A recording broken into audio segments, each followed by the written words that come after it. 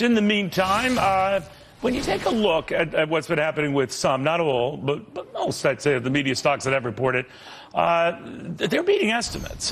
Discovery and Scripps and Cablevision, to say nothing of big content and other larger global players like Fox Entertainment, CBS, maybe next week Disney. What's going on here? When I raised this issue with the Tribune chairman, now remember, they're largely print. They're trying to amortize and leverage off that. He was convinced that print is not dead at all. Take a listen. To those who say, and I know you've told the troops and everyone else, that print is gone, print is dead, obviously giving the bidding that started, the interest in the whole sector that started, you're saying they're singing the funeral song too soon here. Well, I'm saying I understand certain mediums come and go. We still need to move. There are cars. There used to be horses. We still need to move point to point. Yeah. There's just different ways to get the content out there. But people need curated, verified content.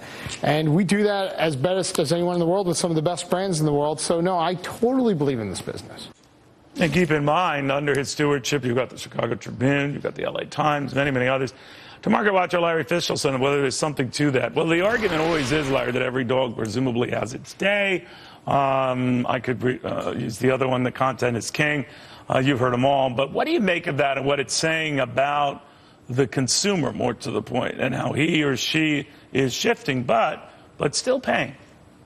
Well, Neil, thanks for having me. Content is still king, and the best evergreen model out there in any business is advertising. So we're seeing they're able to command more money for advertising, and I'm talking about what we just saw in the traditional media stocks, whether it's CBS or Time Warner. They're still getting the traditional users, so the cord cutting is not fully going away. But more important, they create the content. So let's say even it went away and these smaller bundles that people just got, they would still win out because they still have HBO, they still have Showtime, they still have the money to go ahead and create more and more content. So I don't believe it's going away. And I'm in the telecom business where we end up carrying all this content. So at the end of the day, the content is there, whether it's traditional or cord cutting. And as we see with the earnings, it's not going away.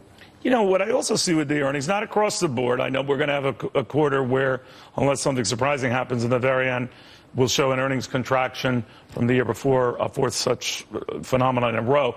But that there are pockets of consumer strength, and maybe some of these are evidenced in the media stocks. We might see it next week in Disney and park attendance and the like. We saw it certainly with CBS and those who are spending extra to stream major events, Super Bowl, Grammys, what have you. What do you make of that, and that this notion the consumer might not be dead at all? I don't think the consumer is dead because advertising tells it all. That's the key evergreen in all businesses. We're in the media business. You're in the media business here.